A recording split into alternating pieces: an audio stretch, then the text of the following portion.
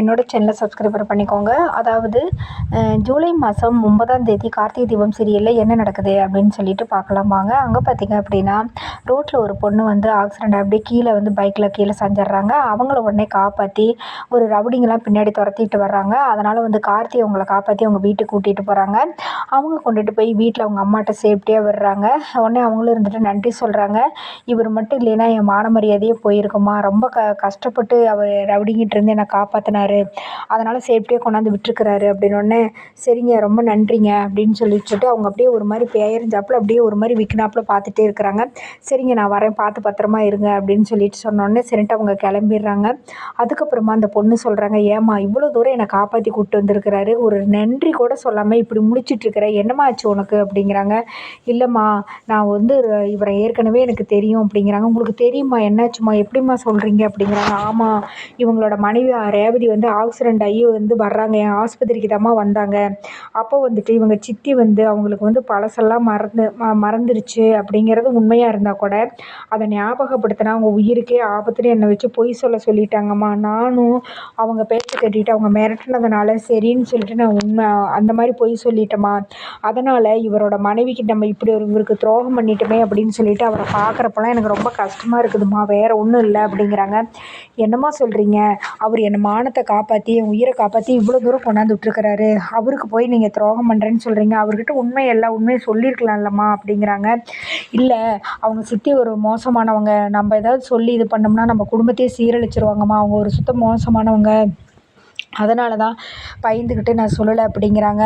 என்னம்மா நீங்கள், நான் இப்போவே போய் சொல்ல போகிறேன் அப்படிங்கிறாங்க. இல்லைப்பா வேண்டாம், அந்த அம்மா ஒரு மோசமானவங்க, நம்மளை ஏதாச்சும் நம்ம குடும்பத்தை அழிச்சிருவாங்க, வேண்டாம் அப்படின்னு சொல்லிட்டு உள்ளே விட்டு கதவை சாத்திடுறாங்க. அம்மா ப்ளீஸ்மா கதவை திறமா ப்ளீஸ்மா அப்படிங்கிறாங்க. அதெல்லாம் வேண்டாம்ப்பா, நமக்கு அந்த வம்பே வேண்டாம், விட்டுரு, அவங்க பார்த்துக்குவாங்க அப்படிங்கிறாங்க.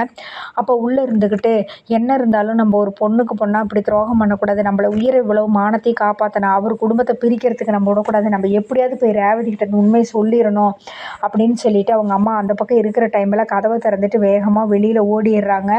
ஓடிட்டு ஒவ்வொருத்தருகிட்டே போய் சாமுண்டீஸ்வரி வீடு எங்கே இருக்குதுன்னு கேட்டுட்டு நேராக அவங்க வீட்டை நோக்கி ஓடிக்கிட்டு இருக்கிறாங்க.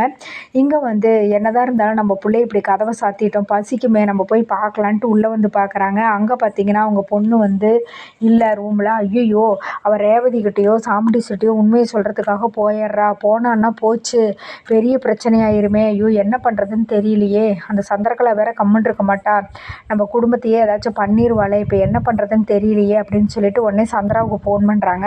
ஃபோன் பண்ணி அம்மா இந்த மாதிரி நடந்துருச்சு அப்படிங்கிறாங்க. என்ன நடந்துச்சு அப்படிங்கிறாங்க. கார்த்திகை பொண்ணை இப்படி ஒரு ஆபத்துலேருந்து காப்பாற்றி வீட்டுக்கு கூப்பிட்டு வந்தார், இந்த உண்மையெல்லாம் தெரிஞ்சுக்கிட்டு நான் அவகிட்ட யதார்த்தமாக சொன்னேன், இப்படி நடந்துருச்சுமா, அதனால் அவரை பார்க்க கஷ்டமாக இருக்குதுன்னு சொன்னேன், உடனே அந்த உண்மையெல்லாம் சொல்கிறேன்ட்டு உங்கள் வீட்டுக்கு தான் வந்துட்டுருக்குறா அப்படிங்கிறாங்க.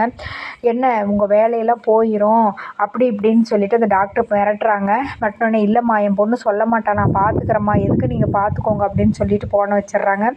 அதுக்கப்புறமா அந்த பொண்ணு ஒவ்வொரு வழியாக சாமுண்டீஸ்வரி வீடு எங்கெங்கன்னு நிறைய பேர்த்திட்ட கேட்டு கண்டுபிடிச்சி நேராக வர்றாங்க. உடனே சந்திரகலாங்க வாசல்லே நின்றுட்டுருக்குறாங்க. ஓ நீ தான் அந்த டாக்டரோட பொண்ணா, இங்கே எதுக்கு வந்த, எங்கள் குடும்பத்து விஷயத்தில் தலையிடுறதுக்கு நீ யார், உன் வேலையை பார்த்துட்டு போ அப்படிங்கிறாங்க. ஓ நீங்கள் தான் அந்த சித்தியா, இப்போ தெரியுது நீங்கள் இப்படிலாம் பேசிகிட்டு இருக்கிறீங்க அப்படின்னு, நான் உண்மையை ரேவதிட்ட சொல்லாமல் விட மாட்டேன் அப்படின்னு சொல்கிறாங்க. இவங்களை பிடிச்சி கீழே தள்ளி விட்டுட்டு வேகமாக உள்ளே ஓடிடுறாங்க. அங்கே வந்துட்டு கரெக்டாக ரேவதிக்கிட்டேயும் போயிடுறாங்க. ரேவதிகிட்ட போய் ரேவதி நீங்கள் தானே ரேவதிங்கிறா, ஆமாம் அப்படிங்கிறாங்க. நான் ஒரு முக்கியமான விஷயத்த உங்கள்கிட்ட சொல்ல வந்தேங்க, உங்களுக்கு வந்து ஆப்ரேஷன் பண்ணாங்கள்ல ஆக்சிடெண்ட் ஆகி, உங்களுக்கு பழசெல்லாம் மறந்துருச்சு அப்படிங்கிறாங்க. ஆமாங்க பழசெல்லாம் மறந்துருச்சுன்னு தான் எங்கள் வீட்டில் இருக்கிறவங்க சொல்கிறாங்கங்கிறாங்க.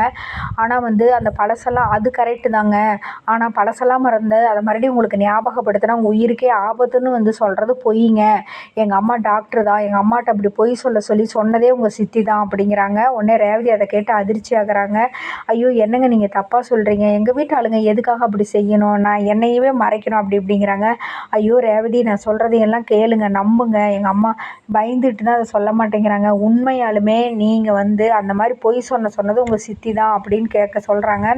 அதை விட இன்னொரு அதிர்ச்சியான ஒரு உண்மையும் இருக்குது அப்படின்னு சொல்கிறாங்க. சாமுண்டீஸ்வரி கரெக்டாக மாடிப்படியில் ஏறி வந்து இந்த அதிர்ச்சியான விஷயத்த கேட்டுட்ருக்குறாங்க. என்ன இன்னொரு அதிர்ச்சியான விஷயம் அப்படிங்கும்போது, உங்களுக்கு ஏற்கனவே கல்யாணம் ஆயிடுச்சு ரேவதி அப்படின்னு சொல்கிறாங்க. அதை கேட்டு ரேவதி ரொம்ப ஷாக் ஆகுறாங்க. அதோடு பார்த்திங்கன்னா எபிசோடை முடிக்கிறாங்க. அடுத்த நாளைக்கு என்ன நடக்க போகுது அப்படிங்கிறத வெயிட் பண்ணி பார்ப்போம். நன்றி, வணக்கம்.